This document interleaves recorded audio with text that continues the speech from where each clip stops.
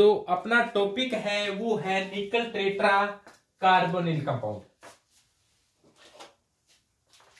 तो निकल tetra carbonyl की अपनी व्याख्या करें कि NiCO4 है। यहां पर आपको पता है कि ये 4 है, वो कोऑर्डिनेशन नंबर है। यहां पर कोऑर्डिनेशन नंबर का मान है 4। कोऑर्डिनेशन नंबर यहां पर 4 है, यानी कि समन्वय संख्या है वो यहां पर 4 है। समन्वय संख्या 4 है, तो समन्वय संख्या के आधार पर इसका जो हाइब्रिडाइजेशन होगा, यानी कि संकरण होगा, वो या तो DsP2 होगा या फिर sp3 होगा। ऐसा अपने को पता चला। इसके पश्चात अपने देखा कि यहां पर जो सेंट्रल एटम है वो निकल है। तो सेंट्रल एटम का ऑक्सीडेशन स्टेट क्या होगी? तो सेंट्रल एटम निकल की ऑक्सीडेशन स्टेट क्या है, ऑक्सीकरण की क्या है? तो यहां पर आप सभी को पता है कि कार्बोनिल यौगिकों में निकल का ऑक्सीकरण अंक 0 हो। कार्बोनिल यौगिकों में सभी जो केंद्रीय धातु परमाणु है उनका ऑक्सीकरण 0 होता है। तो अतः यहां पर भी निकल का ऑक्सीडेशन स्टेट क्या होगा? 0 होगा। क्यों होगा? क्योंकि जो कार्बोनिल लिगेंड है उस पर कोई चार्ज नहीं पाया जाता, ये न्यूट्रल होता है। तो इसके आधार पर इस पर कोई चार्ज है नहीं, पूरे कंपाउंड पर है नहीं, तो जिसका निकालना उसको x मान लो। इस पर कोई चार्ज है नहीं, पूरे कंपाउंड पर है नहीं, तो x का मान क्या आएगा? 0। इसका मतलब निकल की ऑक्सीडेशन स्टेट क्या है? 0 है। यानी कि निकल ने इस कंपाउंड में निकल है वो 0 ऑक्सीडेशन स्टेट में है, निकल ने इलेक्ट्रॉन त्याग न रखे हैं। अब देखो निकल का एटॉमिक नंबर होता है वो 28 होता है। इसका इलेक्ट्रॉनिक विन्यास हो जाएगा 3d8 4s2। और इससे पहले जो निष्क्रिय गैस आती है वो आप जानते हो कि क्या आएगी? आर्गन निष्क्रिय गैस आएगी। 3d में 8 है, 4s में 0 है, 4p में 4s 4p 4d और 4f। 4p खाली है, 4d खाली है, 4f खाली है, 4g होता नहीं। अब देखो 3d में 8 इलेक्ट्रॉन है, तो इसको आप इस प्रकार से दर्शाओ कि 3d में जो 8 इलेक्ट्रॉन है वो ये रहे 1 2 3 4 5 6 7 और 8। 4s में 2 इलेक्ट्रॉन है, ये रहे 4s के 2 इलेक्ट्रॉन। 4p के अंदर कोई इलेक्ट्रॉन है नहीं, ये रहा 4p। तो इस प्रकार से इसका इलेक्ट्रॉनिक विन्यास है। तो ये इस अवस्था को अपने कहा जाता है ग्राउंड स्टेज। ग्राउंड स्टेज का मतलब होता है सामान्य अवस्था।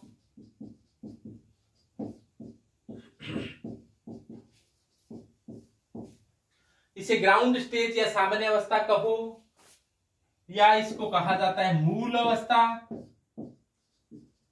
या फिर इसको कहा जाता है सबसे स्थायी अवस्था। यानी कि सबसे स्थायी रूप से इलेक्ट्रॉनिक विन्यास होगा, सबसे ज्यादा स्टेबल इलेक्ट्रॉनिक विन्यास होगा, तो यही होगा। यदि इसको थोड़ी सी ऊर्जा मिल जाए 4s वाले कक्षक को, तो वो कहां आ सकता है? 4p में आ सकता है। यानी कि 4s में स्थित इलेक्ट्रॉन को थोड़ी ऊर्जा मिलती है तो वो 4p में आ सकता है। यदि ऐसा हो जाए तो क्या होगा? 3d में देखो 8 इलेक्ट्रॉन है, 4s का 1 इलेक्ट्रॉन यहां है और 1 इलेक्ट्रॉन आगे चला गया। 4d और 4f है वो अपने हाइब्रिडाइजेशन में काम नहीं आ रही, यानी कि d लास्ट वाला काम नहीं आएगा, या आएगा तो पहले वाला काम आएगा, या फिर sp3 हाइब्रिडाइजेशन हो जाएगा। इसलिए मैंने d को और f को बनाया नहीं है, नहीं इसमें इलेक्ट्रॉन है, ये खाली पड़े हैं। अब 4s में 1 इलेक्ट्रॉन रहा है और 4p के अंदर इलेक्ट्रॉनों की संख्या 1 हो गई है, क्योंकि 4s का 1 इलेक्ट्रॉन 4p के अंदर आ गया है। अब देखो होता क्या है, हाइब्रिडाइजेशन यहां पर है। अब ये खाली नहीं है कक्षक है, जिसके कारण हाइब्रिडाइजेशन होगा वो NiCO4 का sp3 हाइब्रिडाइजेशन होगा। sp3 हाइब्रिडाइजेशन हो जाए तो ये कंडीशन होगी, जो हाइब्रिडाइजेशन होगा वो sp3 हाइब्रिडाइजेशन हुआ है, यहां पर sp3 संकरण हुआ है। तो देखो हाइब्रिडाइजेशन में भाग लेने वालों ने क्या किया है कि यहां पर CO है वो संख्या में 4 है, तो CO अपने लोन पेयर देने के लिए उपस्थित हो गई है। ये कह रही है हमारे पास लोन पेयर है, वो लोन पेयर लिया जाए। ये संख्या में 4 है। अब देखो यहां पर इसने पूरे के पूरे दोनों के दोनों इलेक्ट्रॉन है वो यहां पर दान कर सकता है, कोई दिक्कत नहीं। यहां पर ये ग्रहण भी कर सकता है, यहां पर दोनों के दोनों इलेक्ट्रॉन दान कर सकता है, यहां पर ग्रहण भी कर सकता है। लेकिन यहां पर क्या कर सकता है, एक इलेक्ट्रॉन दान कर सकता है यहां पर, तो एक इलेक्ट्रॉन ऐसे दान कर देगा। लेकिन दूसरा इलेक्ट्रॉन फिर इसको दान करने के लिए कहां जाना पड़ेगा, इधर। इधर खाली है तो एक इलेक्ट्रॉन इधर दान करेगा, इसमें एक इलेक्ट्रॉन तो इधर दान कर देगा, लेकिन दूसरे इलेक्ट्रॉन के लिए कहां जाना पड़ेगा, इसको इधर। तो एक इलेक्ट्रॉन जाकर इधर दान करेगा। तो इस प्रकार से यहां पर दो प्रकार के बंध बन रही हैं। ये देखो ये बंध सिग्मा है, ये बंध सिग्मा है, लेकिन यहां पर एक बंध तो क्या बन रहा है, सिग्मा बंध बन रहा है, एक बंध क्या है, पाई। यहां पर भी एक बंध सिग्मा बन रहा है, एक बंध क्या बन रहा है, पाई। तो इस प्रकार से यहां पर दो प्रकार के बंध बनते हैं, लेकिन हाइब्रिडाइजेशन sp3 है। sp3 हाइब्रिडाइजेशन होने के कारण इसकी जो ज्यामिति होगी, जो शेप होगी, वो कैसी होगी, चतुष्फलकीय होगी। तो चतुष्फलकीय ज्यामिति किस प्रकार की होती है, इसके बारे में आप सभी जानते हो कि चतुष्फलकीय शेप में 4 फलक होते हैं, बिल्कुल सेम।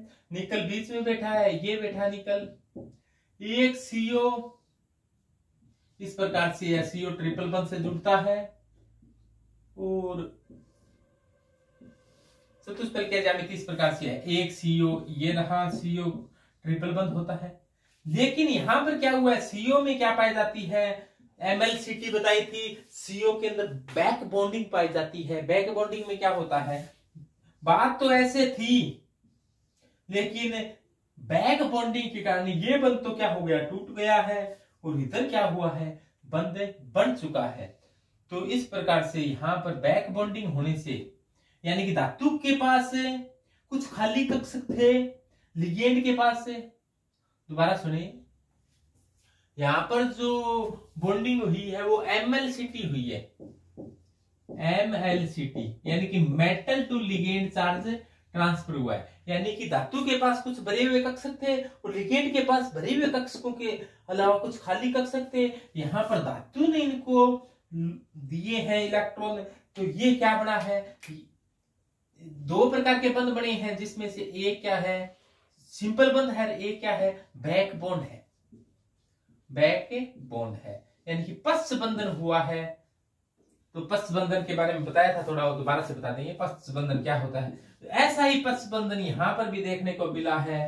तो इस प्रकार के कंपाउंड में देखो है चतुष्फलकीय, बॉन्ड एंगल 109 डिग्री 28 मिनट का होता है, उतना ही है। लेकिन यहां पर दो बंध देखो, दो सिंगल बंध से जुड़े हुए हैं, कार्बन मोनोऑक्साइड यानी कि कार्बोनिल लिगेंड है, और दो डबल बंध से जुड़े हुए हैं, यानी कि दो प्रकार के हो गए। ये भी क्या है, बैक बॉन्ड है, और ये सिंपल जो कोऑर्डिनेट बॉन्ड बनता है वो है। तो इसमें दो प्रकार के बंध है, एक बैक बॉन्ड है, एक सिंपल बंध है।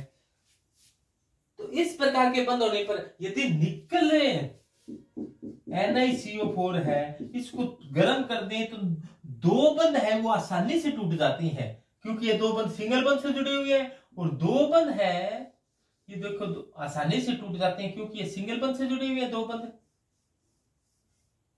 और दो बंध है वो डबल बंध से जुड़े हैं, वो आसानी से नहीं टूट पाते। तो ये तो डबल बंध है होने का आसानी से नहीं टूट पाते, और ये आसानी से टूट पाते हैं। तो ये NiCO4 में Ni से दो बंध है वो आसानी से टूट जाते हैं पहले, और ज्यादा गर्म करेंगे तो फिर निकल के 2CO फिर और दोबारा से अलग होंगे। इसका मतलब इससे स्पष्ट भी हो रहा है कि यहाँ पर जो दो बंध हैं वो डबल बंध से जुड़े हुए हैं और दो बंध हैं वो सिंगल बंध से जुड़े हुए हैं। तो इसमें आपको बैक बॉन्डिंग यानी कि पश्च बंधन समझाने का प्रयास किया है। देखो सामान्य तरीके से क्या होता है, सामान्य घटना क्या थी, नॉर्मल प्रोसेस के दौरान क्या होता है। तो नॉर्मल प्रोसेस के दौरान ऐसा होता है, नॉर्मल प्रोसेस क्या थी, देखो NiCO4 है, उसकी वीपीटी के द्वारा व्याख्या आप जानते हो कि NiCO4 की वीपीटी के द्वारा कैसे व्याख्या की जाती है। तो इतना तो आप जानते हो कि यहां तक का मामला सेम होता है, समान होता है। आगे क्या होता है, देखो निकल का इलेक्ट्रॉनिक विन्यास ये है, इसके बाद में निकल के 3D में 8 इलेक्ट्रॉन है, तो 3D के 8 इलेक्ट्रॉन इस प्रकार से दर्शा दो आप लोग, 1 2 3 4 5 6 7 8। 4s के अंदर 2 इलेक्ट्रॉन है, 4p खाली पड़ा है, 4d खाली पड़ा है, 4f खाली पड़ा है, लेकिन आगे वालों से अपने नहीं देखना। इसके बाद में देखना है कि लिगेंड कैसा है, लिगेंड कैसा निकला, लिगेंड कैसा है, स्ट्रोंग है या वीक है, स्ट्रोंग है या वीक है। तो आप जानते हो जल व इलोजन, जल व इलोजन वीक है, यानी कि H2O F2Cl2 sorry F minus Cl minus Br minus I minus C2O4 minus OH minus आदि वीक है, ये वीक है। जल हेलोजन वीक है, बाकी बच गए वो सभी स्ट्रोंग है। तो ये बाकी में आ गया CO, यानी कि NH3 है, CN है, CO है, तो ये स्ट्रोंग लिगेंड है। और स्ट्रोंग लिगेंड की उपस्थिति में इलेक्ट्रॉनों का युग्मन संभव होता है, इलेक्ट्रॉन का युग्मन हो सकता है। तो यदि इलेक्ट्रॉनों का युग्मन हो जाए तो कैसे होगा, पर्पल लिगेंड CO कहेगा तू इधर आ जा, तू इधर आ जा। यदि ऐसा हो जाए तो क्या हो, यदि ये इधर आ जाए, देखो पहले ऐसी बात थी 1 2 3 4 5 6 7 8, हुआ क्या है, इसको कहा गया कि तू इधर आ जा, ये आ गए, ये दोनों पहले अकेला था अब साथ साथ हो गए। ये इलेक्ट्रॉन इधर आ जाए, तो पहले ये अकेला बैठा था, उदास से बैठा था, अब साथ साथ हो गई। अब क्या हो गया, इलेक्ट्रॉन का युग्मन हो गया। अब ये सौदा खाली हो गया, ये सौदा क्या हो गया, खाली हो गया। एक 4s खाली हो गया और 4p खाली हो गया और 3d पहले से भर चुका है पूरा। तो हाइब्रिडाइजेशन में पार्टिसिपेट करने वाले कौन है, 4s व 4p। ये देखो ये हाइब्रिडाइजेशन में पार्टिसिपेट करेंगे, पहले भी यही करे थे, अभी यही करे हैं। तो यानी कि एक s पार्टिसिपेट कर रहा है और 3 p पार्टिसिपेट कर रही हैं, तो हाइब्रिडाइजेशन क्या होगा, sp3 हाइब्रिडाइजेशन होगा। बोलो होगा या नहीं होगा, होगा भाई, sp3 हाइब्रिडाइजेशन। अब sp3 हाइब्रिडाइजेशन होने के बाद में अब CO आएंगे अपने लोन पेयर लेकर के, फटाफट लोन पेयर ले CO आ चुके हैं। CO अपने साथ लोन पेयर लिए हुए घूम रही हैं कि लोन पेयर ले लो, लोन पेयर ले लो। तो ये लोन पेयर इसको डोनेट किए जा रही हैं, ये देखो ये दे रहा है, और ये धातु अपने खाली कक्ष को में अपने लोन पेयर ले रहा है। इस प्रकार से 4 बंध बन गए हैं और ये 4 sp3 संकृत हाइब्रिड ऑर्बिटल थे। ये इसको आपने अलग से दर्शा दें कि ये कौन है, ये 4 sp3 हाइब्रिड ऑर्बिटल है, ये sp3 हाइब्रिड ऑर्बिटल है। और आए कौन है, CO आए हैं, CO आ गए हैं और ये लोन पेयर डोनेट करते हुए, और यहाँ पर ये लोन पेयर डोनेट कर दिए हैं। और इस प्रकार से सिग्मा सिग्मा सिग्मा सिग्मा बंध बन चुका है और इसकी सैप बन चुकी है चतुष्फलकीय। ये CO बैठा, ये CO बैठा, ये CO बैठा। इस प्रकार से ये नॉर्मल घटना जो आपने वीपीटी के अंदर बताई थी वो है। लेकिन इस व्याख्या से ये पता नहीं चल रहा, इस व्याख्या से ये पता नहीं चल रहा कि बैक बॉन्डिंग हो रही है या नहीं हो रही, MLCT हो रही है या नहीं हो रही, metal to ligand charge transfer हो रहा है या नहीं हो रहा। इस घटना से ये पता नहीं चलता कि metal to ligand charge transfer होता है कि नहीं होता। लेकिन आपने पढ़ा ऐसा था कि मेटल के पास कुछ खाली कक्षक होते हैं और कुछ भरे हुए भी होते हैं।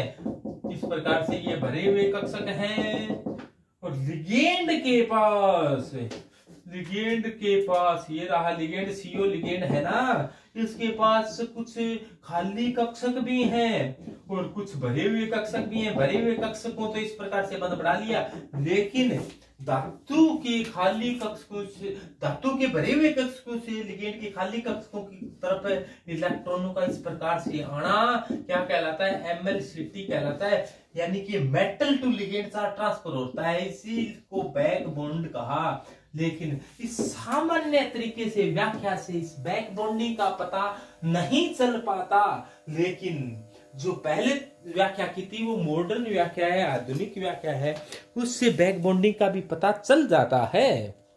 VBT में आप चुंबकीय आघूर्ण और बताते हैं, और VBT में चुंबकीय आघूर्ण यहाँ पर देखो सभी इलेक्ट्रॉन है वो भरे हुए हैं। लास्ट में जब संकट बढ़ गया तो सभी भरे हुए हैं, कोई एकमित इलेक्ट्रॉन नहीं है, तो इसका चुंबकीय आघूर्ण चक्रण मात्र सूत्र से स्पिन ओनली फॉर्मूला से क्या आएगा? N+2 का अंडर रूट होता है, और यहाँ पर n का मान क्या है? 0। तो 0+2 का अंडर रूट, और ये म्यू का मान क्या आ गया है भाई? 0। तो चक्रण मात्र सूत्र का मान आ गया, ये सॉरी चुंबकीय आघूर्ण का मान आ चुका है यहाँ पर 0। तो सभी के ध्यान में आया? Very good. NiCO4 है, उसका उपयोग उत्प्रेरक के रूप में भी कर सकते हैं। ये बढ़िया उत्प्रेरक होता है। मोल्ड विधि में निकल धातु का शुद्धिकरण इसी से किया जाता है NiCO4। लेकिन NiCO4 विषैला है, जहरीला है, इसको कोई खा मत जाना। तो NiCO4 जहरीला होता है। इसका उपयोग गैस प्लेटिंग में भी किया जाता है। बेंजीन में विलयशील होता है लेकिन जल में नहीं घुलता है। इसका निर्माण आपने पढ़ लिया था, निकल और कार्बन मोनोऑक्साइड की सीधी क्रिया द्वारा बनाया जाता है। तो ये तो था NiCO4।